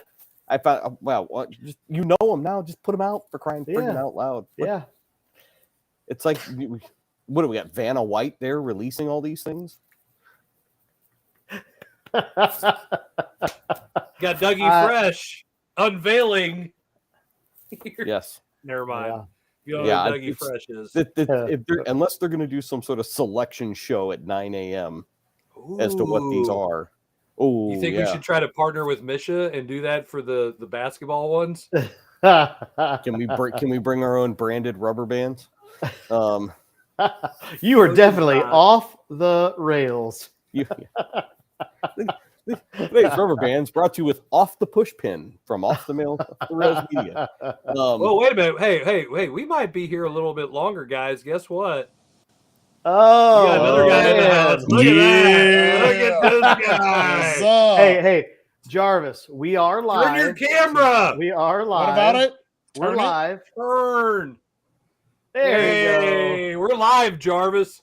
All right. We were actually wrapping up, but since you're on, we'll go ahead and stick around a little bit longer. Oh boy, Zach's got a bedtime. Who cares? Hey, I'm home. It's fine. We can go. Oh, okay. So hey, listen, Jarvis. We were talking about districts. We're talking about coming out tomorrow. So while you're here, is there a chance that maybe as a football coach? And because whether it's been a basketball or maybe it's football, I don't know what's going to happen this year, but you're at a school where enrollment sometimes might move up a classification. You might stay down a classification. As a football coach, what is that like being in the situation where we don't know what's going to happen? We don't know where we're going to go. Fingers crossed. Maybe we get the best case scenario. What's it like for a coach and their staff? Well, I at Herky, we're pretty well where we're going to be no matter what. But as a staff, I mean, that could be really uneasy if you're moving up a class and especially if you're struggling in the class you're already in, But if you're successful and you got a successful program, you may take it as a challenge. I don't know. With it changing every year, man, it's rough. I will say the really tough part about this timeline for this, and in schools in our area, it's big. There's two things that really come. Well, your schedule's already set too, so even in mine, I would like to be able to know I could go schedule some like opponents out of my district if I knew ahead of time. But the other thing is I don't know. Am I going to go north or am I going to go south for my district? And that happens even if you know what classification you're in. Herky might even be in that boat a little bit because we're kind of in between that southeast and in the St. Louis area. Am I going to go south to my district or am I going to go north to my district? Good point. That changes who I'm going to play. Like, and in you guys would say the same thing in basketball. You would like to be able to go play some of those opponents from your district. So you could say, man, I think we're going to go south this year. So you start going to get some of the MAAA teams, And then sure all of a enough, sudden you get moved north. So you got to go get DeBerg and Hancock and some of those other ones, and you didn't have them on the schedule. Okay, you dropped them to go get the other ones. Could this feasibly happen in football to where how many teams are in a district? 8? Is that okay? So could you do something like, okay, we're going to keep the 9-week schedule. There's 8 teams in a district. They're going to do the mathematical equation with the 7 other teams in your district, weeks 3 through 9 or whatever the math is on it, 3 through 10, whatever. And then you get to pick up weeks 1 and week 2 with whoever you want to. Is that something that could conceivably do? Take conferences out, take rivalries out. Chris, you ought to be on board with this because you don't want to do conferences, but then say this is going to be your districts, this is going to be your schedule, and this is who you're going to play in football from weeks 3 through 9, and then we'll start the playoffs. You still have to get it out sooner because weeks 1 and 2, might end up being who you thought you were going to play 1 and 2 were already going to be district opponents. So they got moved to those later weeks. So they still have to get that out sooner so that you can get your weeks 1 and 2 settled ahead of time. Yeah. Nobody. I was just wondering is that something that you would like as a football coach? I mean, is that something that you could say, hey, if we played all of our district opponents, or even Chris, you guys in basketball, Kevin in softball, as head coaches, we're going to play everybody in our district. So that way there's no complaining. There's no moaning and groaning when you get to the seed selection and say, look, we've all played each other. You can't sit here and say, well, you're a 20-game winner because you played the school, all these cupcakes, and this team's 5-15, but they've loaded up on Class 6 schools, and who should be the 1, who should be the 2. You could sit here and say, look, everybody's played everybody. This is what the seeding is. It would make seeding a little easier, that's for sure, in my opinion. I don't see it happening because I don't think Misha wants to get involved in anything other than just policy making. But I would. It's easier for me to do that in softball because let's say I have 27 games on my schedule. I only play 8 conference opponents. I could easily wait and fill with other district opponents and pick up games as long as the other schools are doing the same thing. Football, you can't do that as much because if you've got conferences still involved, you're not going to wait till that last minute to try to fill your schedule. These schedules for football are filled 2 years ago. So not even knowing what classification you may or may not be in. I don't think Kevin's right. Misha's not going to get. They're not in the business of doing that kind of stuff. They just want to sit up on the mountain and make rules, and then you have to figure out how they fit into your world. But you have to abide by them because you're a Misha school, and if you don't, then there's repercussions that come of it. So that's not going to change. And ideally, Zach, that's not a terrible idea, but I just don't see that happening. And they're going to, the thing about coming out and saying they're going to do the cycles every year. I mean, if you did it every 2 years, you might play your district opponent that 1 year, and then that's it.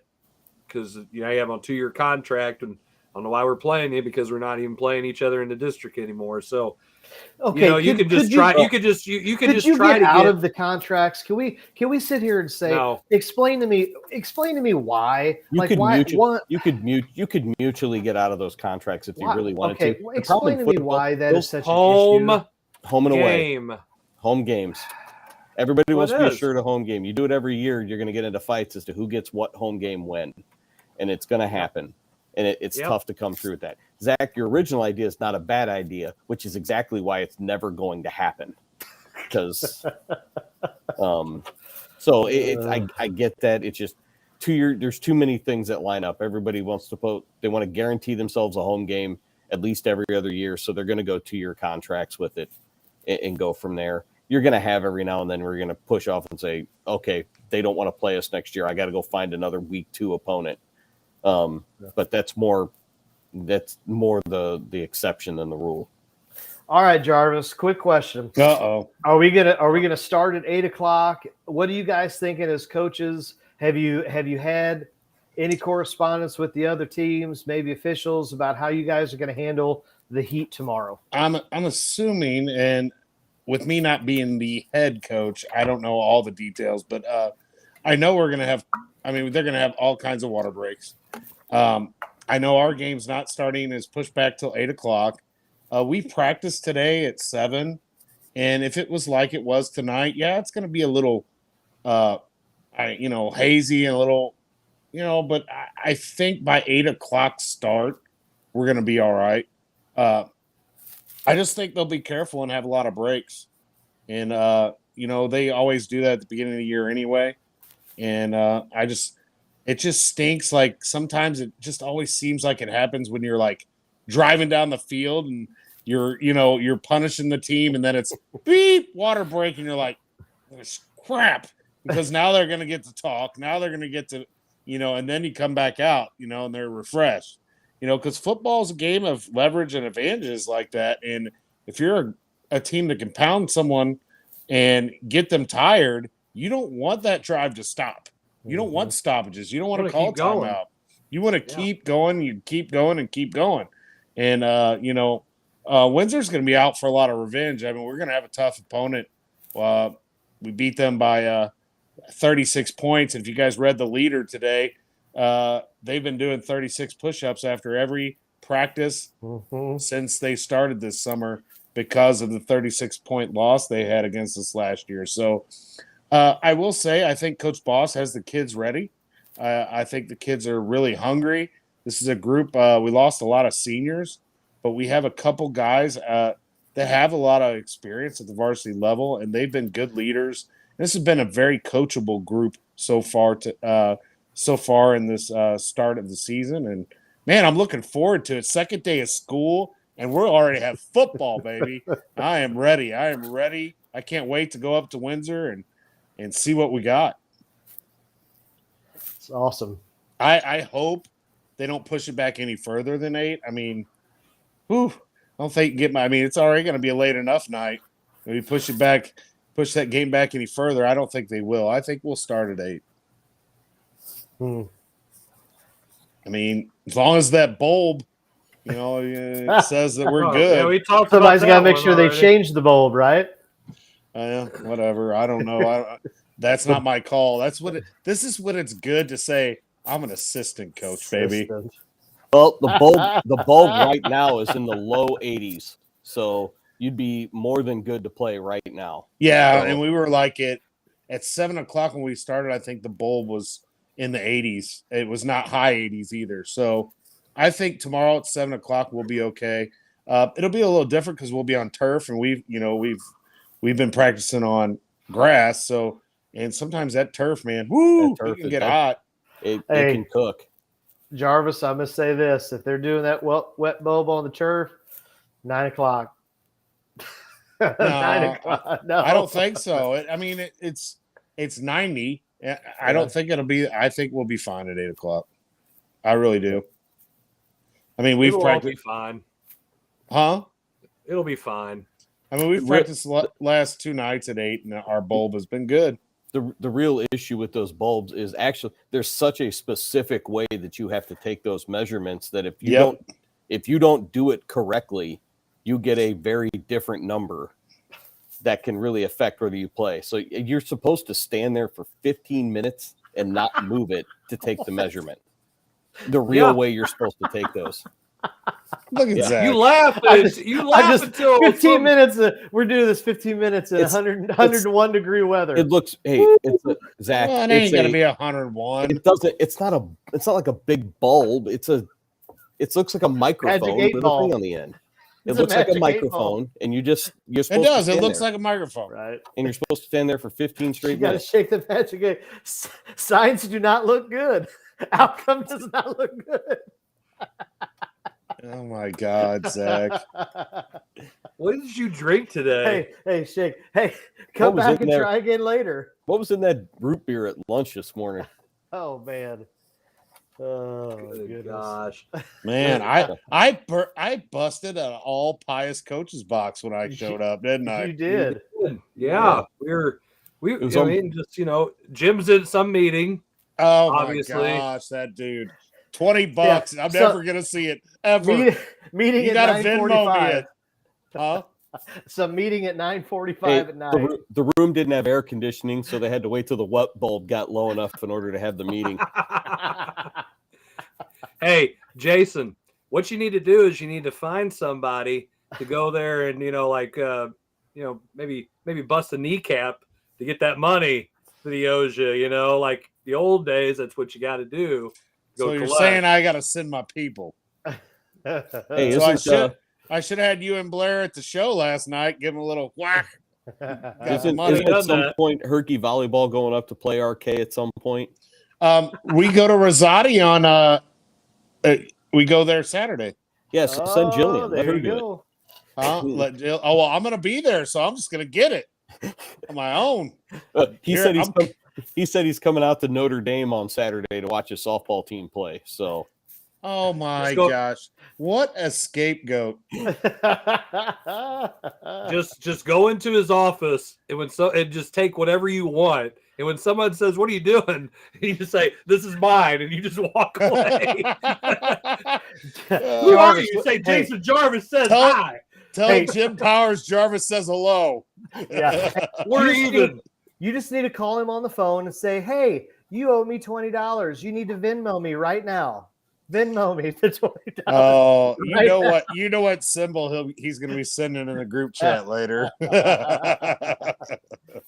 He's going to be saying that Ohio State's number one. Mm-hmm. Right? Yes.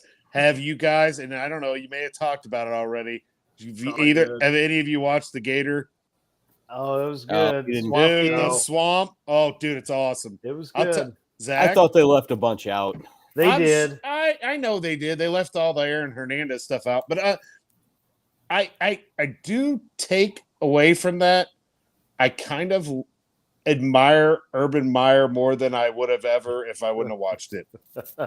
And what I'm saying is, and his drive to want to win, I understand. Like, I understand the pressure that those guys put themselves under. Now, I'm not saying his judgment was good. I'm not saying some of the things they did was good. I'm not saying any of that. But man, dude, those dudes were intense. Their training, holy crap! Yep. Look at him. He's blocking me now. Dude, you got to be, and you're not football guys. So, I mean, Oh, okay.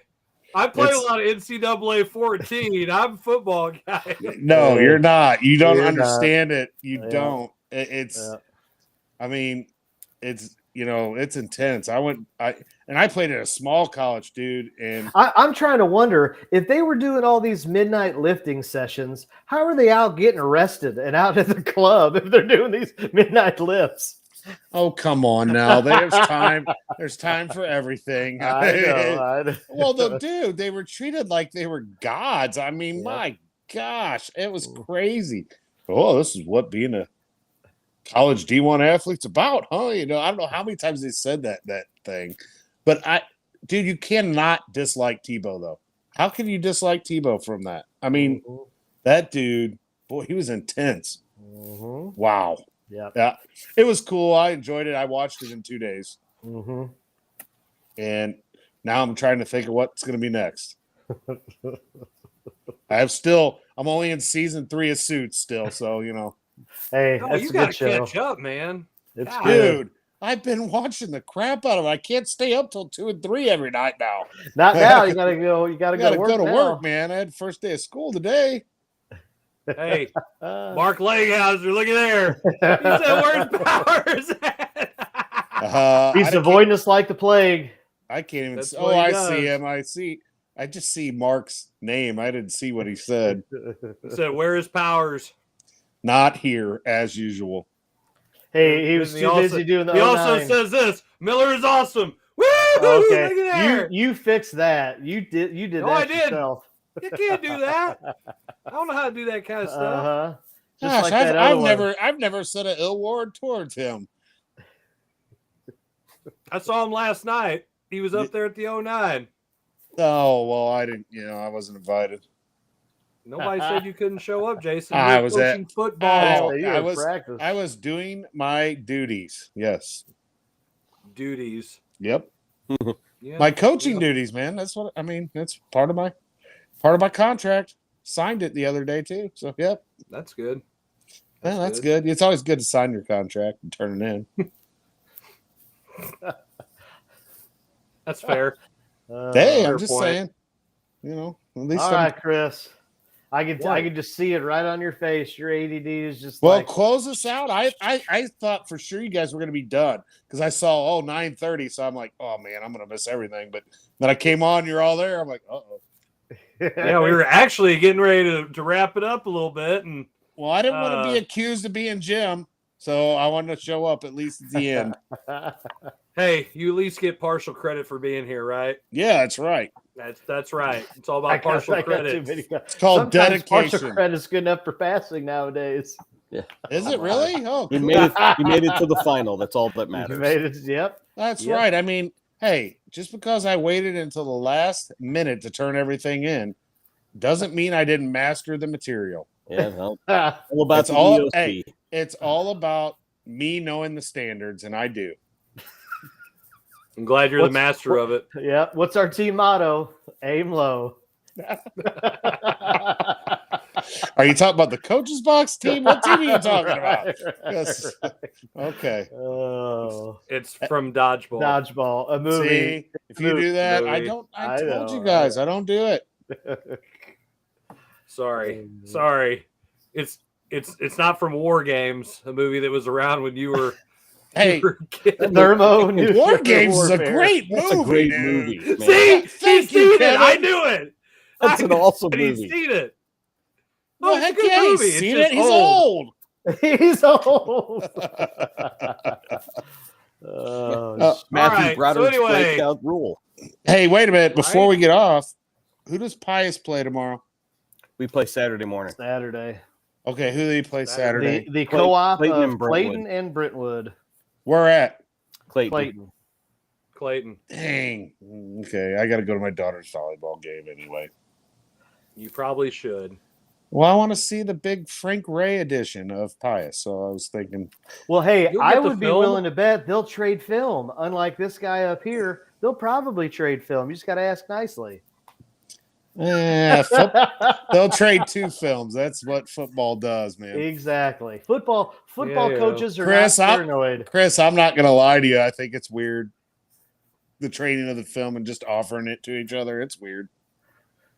Yeah, I don't like it. I'm not offering Chris anything. No. Well, I I mean, right now, you know, if you'd probably take it if I offered you $20 because you need $20 from Jim. But other than that, no, I'm good. No. All right. Well, hey, it's been a fun show. Even though it's been on Zoom, and it's good because when we get out in the heat or anything and pack around equipment and stuff. But the next time we have a show, it'll be episode 160. Man, that's wow. Crazy. Yeah, I've been doing this a while. I would have never thought it'd make it this long. I never thought it'd make it to 15. Dang, Kevin. I'm with Kevin. Man, I I know. really didn't think it. Didn't At thunk the it. time. At the time of 1, I didn't think it would make it to 15. At the time of what? Are you trying to say because Shooty was on at the time and he was going to sabotage? Well, it? you noticed we put Shooty was him the on issue. Yeah. we put him on assignment pretty quick. There were other factors. There were other factors that made it former very difficult to think. Former management. It really took off when Zach joined. That's what I'll say. Can I say? Oh, look at there. I call. I got to be you know nice what? to him. I'm moving some of his kids around in classes today. I had to be nice to him. That's fair. That's what all the All right. first couple weeks of school's about. Moving kids around. That's I'm about right. done with it, though. Ooh. I'm pretty sure it's like, all right, it's it. We're done. All right, speaking of being done, we are done. Appreciate you guys tuning in for another episode of the Coach's Box. We will see you whenever that next time is. Until then, good night, God bless, and we'll talk to y'all later.